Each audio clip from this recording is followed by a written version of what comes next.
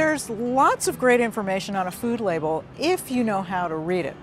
The first step when you're looking at a label is to look at the serving size, because all the other information on the label is related back to that serving size. But when you look at that serving size, one of the things you'll want to ask yourself is that the amount that I'm actually eating? For instance, if you think about a package of snack foods like potato chips, you might be actually eating several servings. So that means that you have to multiply all the information that follows on the label, the calories, the fat, and the sugar, so that you know exactly what you're taking in. Calories, protein, fat, carbohydrate, sugar, fiber, cholesterol, and sodium, those are all listed on a per serving basis. The carbohydrate line on the label is listing a total for all forms of carbohydrates, so that includes starch and sugar and fiber. And then there's usually a separate line that tells you how much fiber is per serving.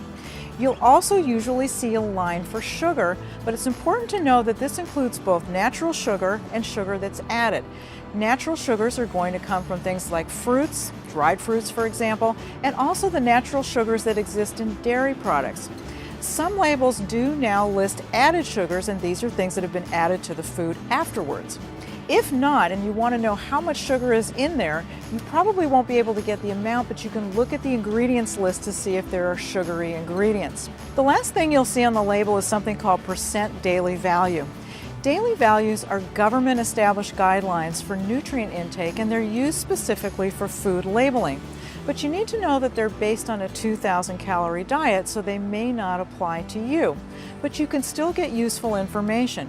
You can use the daily values to tell if a food is a good source of a particular nutrient that you might be interested in.